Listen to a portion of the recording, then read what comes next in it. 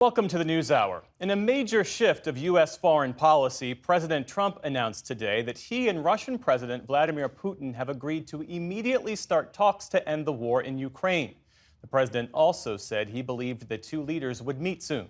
Earlier in the day, Defense Secretary Pete Hegseth outlined further policy changes, saying Kyiv should not expect to recapture all territory occupied by Russia and that its bid for NATO membership is unrealistic at this time. Nick Schifrin begins our coverage. At the headquarters of what U.S. officials consider the world's most important alliance, today Secretary of Defense Pete Hegseth put the alliance on notice. We're also here today to directly and unambiguously express that stark strategic realities prevent the United States of America from being primarily focused on the security of Europe. For decades, the U.S. has deployed tens of thousands of troops to Europe to help guarantee decades-old U.S. policy that Europe be integrated, free, and secure. But Beijing has launched the fastest military modernization in history. And Hegseth and the Trump administration prioritize securing U.S. borders.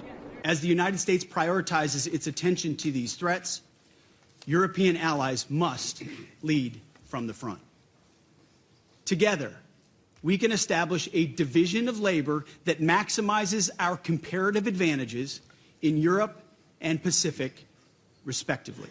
On Ukraine, the Biden and first Trump administrations always said publicly Ukraine deserved all its territory taken by Russia, including Crimea, invaded by Russian soldiers and annexed in 2014.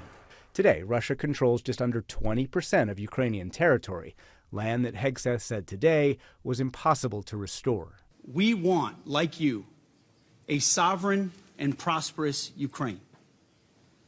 But we must start by recognizing that returning to Ukraine's pre-2014 borders is an unrealistic objective. Chasing this illusionary goal will only prolong the war and cause more suffering. Hegseth acknowledged that Ukraine will need long-term security guarantees, but said they would not be provided by NATO. The United States does not believe that NATO membership for Ukraine is a realistic outcome of a negotiated settlement. Instead, any security guarantee must be backed by capable European and non-European troops. If these troops are deployed as peacekeepers to Ukraine at any point, they should be deployed as part of a non-NATO mission, and they should not be covered under Article 5.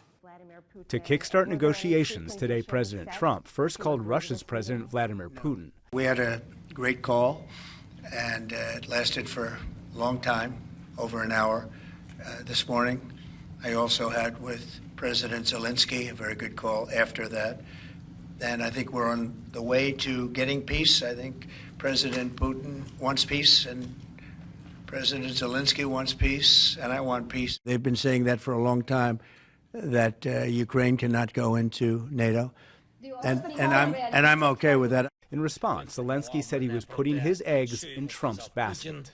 We believe that America's strength is sufficient to pressure Russia and Putin into peace together with us, together with all our partners. Do you view Ukraine as an equal member of this peace process? It's an interesting question. I think they have to make peace. Kremlin spokesperson Dmitry Peskov said the talks would extend beyond Ukraine. President Trump spoke in favor of stopping hostilities as soon as possible and resolving the problem by peaceful means. President Putin, for his part, mentioned the need to eliminate the root causes of the conflict. And as that conflict proceeds, today the U.S. reduced what Ukraine can hope to expect as negotiations to end the war begin. For the PBS NewsHour, I'm Nick Schifrin.